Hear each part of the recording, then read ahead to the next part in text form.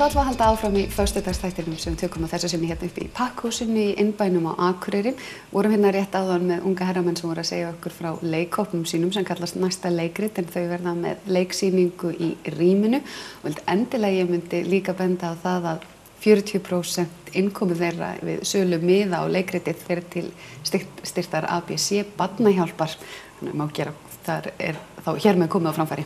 En við ætlum næst að tala áfram unga listamenn því að framundan stuttmyndahátíðin Stulli sem nú, eiginlega orðin hálf rótgróin hérna, að minnsta kosti fyrir norðan. Hvað geturðu sagt mér þessa hátíð? Já, hún semst búin að vera haldin síðan árið 2007 og hefur bara stækkað með hverju árinu og í dag þetta orðið þannig að við erum með samstarfsverkefni við Noreg þar sem að við fengum til okkar svona unga kvikmyndumenn sem að sýndu sitt efni og við sendum svo út í fyrra og þau unnu keppnina úti og nú erum við að vinna því að fá þau til okkar núna fyrir keppni. Og hvernig fyrirkomulagið? Á keppninni sjálfur þá eða? Já, og bara undirbúningnum og öllum pakkanum bara? Já, þetta byrjar bara, við byrjum á því að hafa þetta stuttmyndanámskeið sem að Elvar kemur til með að sjá og þar sem að ungmenni geta komið og sótt og lært hvernig á að gera stuttmynd í rauninni og svo bara vinnan á bakvið. Já. Þannig að það námskeið framundan. Hvenær námskeiðið? Það núna helgina. Það núna helgina? Og það sem sagt bara búið að vera góð aðsókn og ennþá hægt að koma og vera með og við hvetjum bara alla til þess því að bæði skemmtilegt að læra þetta og auðvelt. Bara skemmtileg samverð, en fyrir hvað aldur þetta hugsað? Þetta að hugsað fyrir þann aldur sem að getur tekið þátt í Stulla sem 14-25 ára. En við auðvitað bara tilbúin að taka móti hver sem því að í dag í rauninni síðan að ég tók móti þessu verkefni þá hefur tekið því að þetta fer miklu víðar heldur en 14-25 ára. Fólk sem töluvert eldra bara með mikinn áhuga á kvikmyndagerð og handritsgerð og að gera stuttmyndir. En námskeiðið haldið hérna fyrir norðan og stuttmyndakeppnin líka, en fyrir hvern þetta? Þetta líka samt fyrir? Þetta semst fyrir Eyþingsvæðið aðalega. Við horfum til þess svæðis en við myndum að sjálfsögðu taka móti myndum að sunnan og bara af öll Íslandi. Þannig að Eyþingssvæðið nær frá Siglufirði til Bakkafjarðar, þannig að það er svona stærsta svæðið. Já, og verkefnið þá styrkt af menningarráði Eyþings, já, nákvæmlega. En þú ætlar að fara að bretta upp ermar og halda stuttmyndanámskeið. Hvað leggur áherslu á svoleiðis námskeið? Ég svona aðalega svona tæknigaur, þannig að það verður svona fyrst og fremst svona tæknin og svo ætla ég að fara líka í svona basic atriðin, eins og handritagerð, storyboard og smá í eftirvinnslu. Og þetta verður bara svona rosa líbó, ég verður bara að hjálpa fólki með spurningar sem þau hafa og þetta bara algjörlega mín reynsla sem kvikmyndagerðarmaður sem nú kannski ekki mikil með suma, en bara svona, já, líbó bara gaman. Þetta náttúrulega ofboðslega breytt þetta umhverfi. Ég nú búin að vera í bransanum svo lengi, krakkar mínir. En þetta náttúrulega orðið svo ofboðslega breytt að öll tól og tæki, klippiforrit og allt þetta orðið miklu aðgengilegra heldur en það var. Þannig að það fullt af fólki að gera ansi margt í þessum geira án þess að endilega vera búin að eiga baki langan feril í einhvers konar eða menntun. Og vantar stundum bara svolítið svona upp á einhverja grunnhluti. Hvað þegar þú ert að horfa á það sem þú sér fólk verið að gera sem hefur ekki menntað sig, hvað svona, ef þú ættir einhverja svona 3 þumalputta aðferðir sem að fólk myndi hugsa út í?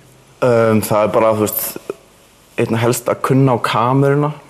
Það bara svona, þetta svo rosa basic ef þú kannt á hana og það getur bara látið myndina að líta strax miklu betur út. Bara ef þú stillir kameruna rétt. Svo náttúrulega svo mikið, eins og klipping, allt í dag svo rosa flashy einhvern veginn. Þú ert að vera svolítið svona on point með klippinguna þína.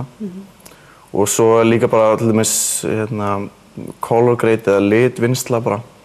Hún getur gefið myndinni bara svona algjört einhvern veginn fíl.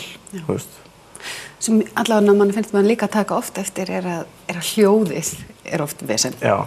Að það svolítið mikið, þú getur verið með flotta mynd en svo. Það risastórt atriði. Það rosalega og svolítið mikið vesen, kannski. Já. En þetta eru kannski litlu hlutir sem hægt að gera til þess að taka þetta híðan og hinga. Já, algjörlega. En hafið þið verið að sjá það sem hefur verið að berast hinga til? Hvernig eru gæðin á sig? Er þetta skemmtileg verkefni? Já, kannski, þetta náttúrulega í ár verður þetta mjög skemmtilegt. Þetta við erum með opið þema. Yfirleitt erum við með lokað þema þar sem að til dæmis áhugamál hafa verið tekin fyrir og það er þá stærri flokkurinn og það sem þú getur unnið þessi stóru verkefni. Og svo erum við alltaf með opið þema en þú getur ekki unnið kannski í þeim flokki en getur sendt inn mynd og tekið þátt. Þú þá getur unnið bjartasta vonin. En núna erum við bara með þetta opið. Þannig að myndirnar sem ég hef verið að fá er bæði leiknar og heimildarmyndir og svo hefur verið að fá eitthvað svona tengt íþróttum eins og úr fjallinu og svoleiðis. Og eina reglan sem við setjum í ár er að myndin þarf að vera 7 mínútur. Hún má ekki vera lengri og auðvitað má hún vera 2 mínútur. Þú veist, skiptir ekki, bara hafa trú á sjálfum sér. Nákvæmlega, bara örmyndir. Já, og líka bara, að hvetja ungmenni til þess að taka þátt því að bæði, verðlaunin eru vegleg. Hver eru þau? Segðu mig frá.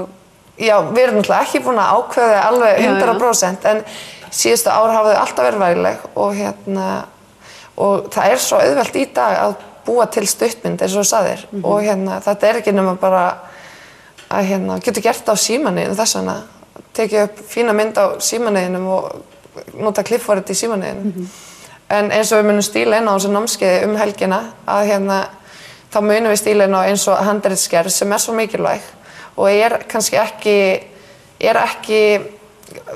fólk er ofta að taka upp þessar stuttumyndir og sleppa þessari handritsgerð og þá kannski fer það í mikla flækju og endar í pínu rugli og það handritsgerð er náttúrulega miklu mikilvægari heldur en kannski maður myndi halda.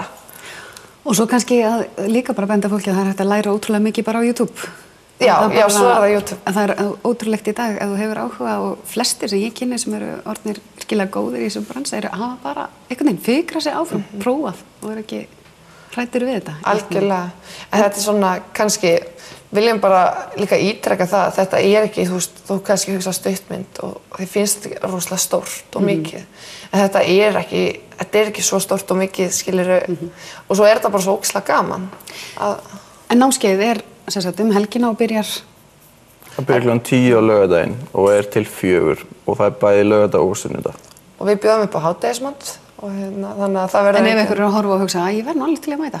Þá bara að gera að skrá sig á esteroska@gmail.com og svo erum við eins með heimasíðu, eða Facebook-síðu, það fáum við heimasíðu þetta dag. En við erum með Facebook-síðu sem heitir Stulli stuttmynd og hendum upplýsingum þar inn án og stæla bara og eins gömlum myndum, við erum mikið að sýna hvað er hægt að gera. Að gera, bara hvernig fólk til þess að taka þátt í þessu? Ekki spurning. Svo var líka, það var svona smá klúður hjá okkur í byrjun. Við glemdum að taka fram aldurinn, þannig að strax komið svona ákveðin flóra af fólki inn. Þannig að það mega í rauninni bara allir skrá sig á þetta námskeið. Okay. Já, að gera. Það er auðvitað, eins og ég sagði það, bara fullt af eldri einstaklingum. Upp í Rósenborg, sagðir það? Á 4. hæðinni. Á 4. hæðinni? Já. Flott Við fylgjumst á sjálfsögðu með þessu og vonandi fáum við nú að sýna kannski vinningshafann eða eitthvað. Já, mér líst alveg stórvel það. Við höldum áfram í föstudagsþættinum eftir augnablik.